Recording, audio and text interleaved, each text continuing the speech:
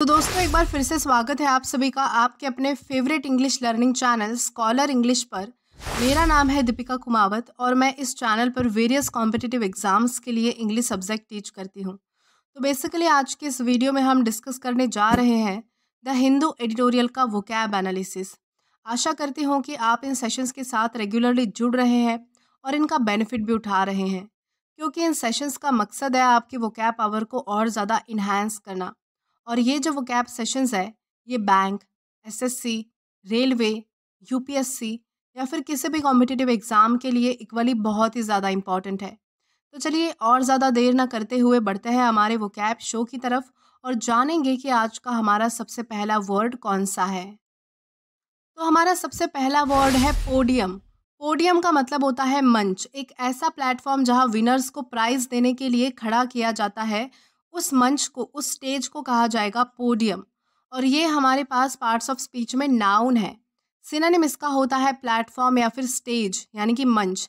For example the podium had a special spot reserve for the first place winner, यानी कि first winner के लिए जो है वो पोडियम पे, उस स्टेज पे जो है वो स्पेशल जगह रिजर्व थी। इस कॉन्टेक्स्ट में हम जो है वो पोडियम इस वर्ड का अलग अलग सेंटेंसेस में यूज़ कर सकते हैं। देन इसी के साथ हम आगे चलेंगे हमारे नेक्स्ट वर्ड की ओर और जानेंगे कि हमारा अगला वर्ड कौन सा है। तो इसके बाद हमारा अगला वर्ड है crack down on. Crack down on का मतलब होता है कड़ी कार्रवाई करना। किसी काम पे, जो किसी चीज़ पे जो है वो स्ट्रिक्ट एक्शन लेना, उस पर कड़ी कार्रवाई करना, उसे कहा जाएगा क्रैक डाउन ऑन। और ये एक फ्रेजल वर्ब है। सिनोनिम इसका होता है स्ट्रिक्ट एक्शन यानी कि कड़ी कार्रवाई करना। For example the school administration is planning to crack down on students who are caught cheating on exams, यानी कि स्कूल एडमिनिस्ट्रेशन ने जो है वो ये प्लान किया कि जो भी बच्चे एग्ज़ाम के समय चीटिंग करते हुए पकड़े जाते हैं उन पर जो है वो कड़ी कार्रवाई होनी चाहिए, स्ट्रिक्ट एक्शन लिया जाना चाहिए। इस कॉन्टेक्स्ट में हम जो है वो क्रैक डाउन ऑन इस फ्रेजल वर्ब का अलग अलग सेंटेंसेस में यूज़ कर पाएंगे। देन इसी के साथ आगे चलते हैं हमारे नेक्स्ट वर्ड की ओर और जानते हैं कि हमारा अगला वर्ड कौन सा है। तो इसके बाद हमारा अगला वर्ड है fall foul of. Fall foul of का मतलब होता है उल्लंघन करना, किसी रूल या फिर लॉ को तोड़ना, उसे ब्रेक करना, उसके खिलाफ जाना, उसे कहा जाएगा फॉल फाउल ऑफ। और ये एक ईडियम है।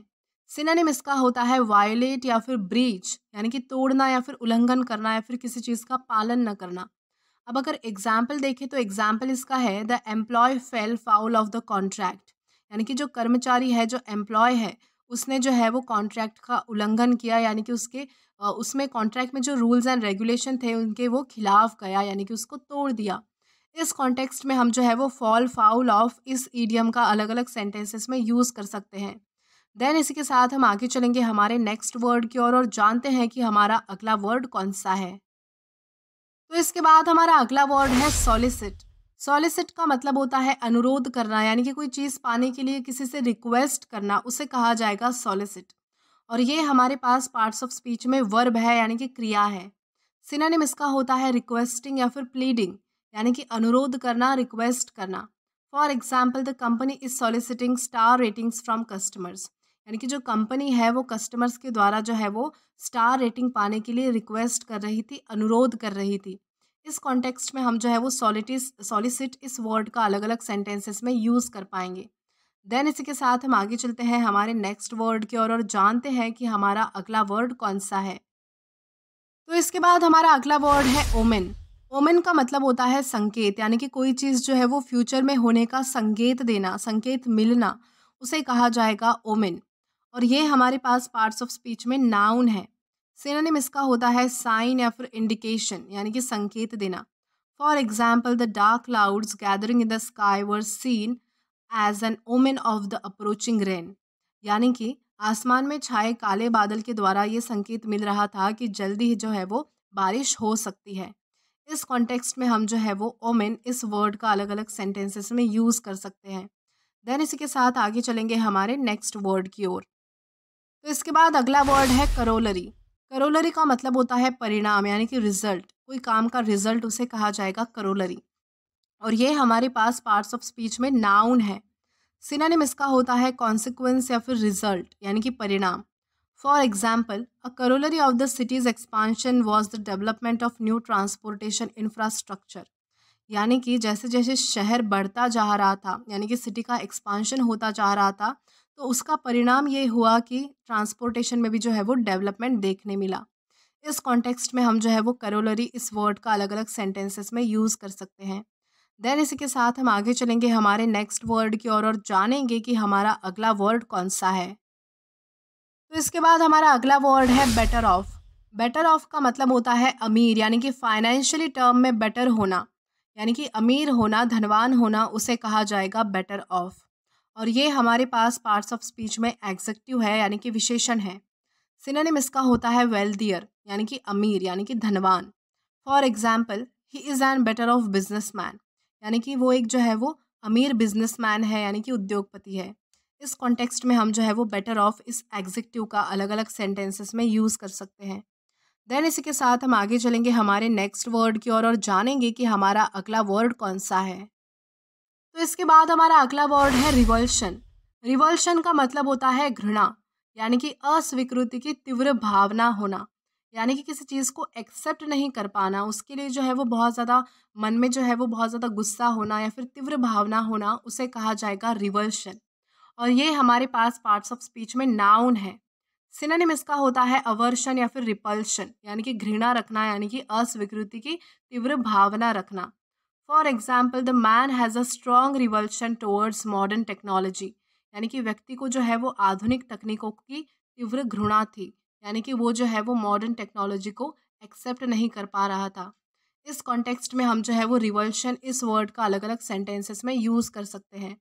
देन इसी के साथ हम आगे जाएंगे हमारे नेक्स्ट वर्ड की ओर और जानेंगे कि हमारा अगला वर्ड कौन सा है। तो इसके बाद हमारा अगला वर्ड है स्वेल। स्वेल का मतलब होता है बढ़ना।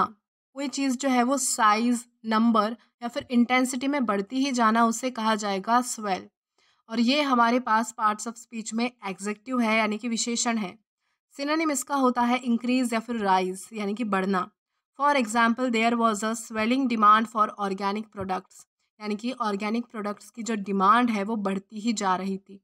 इस कॉन्टेक्स्ट में हम जो है वो स्वेल इस वर्ड का अलग अलग सेंटेंसेस में यूज़ कर सकते हैं।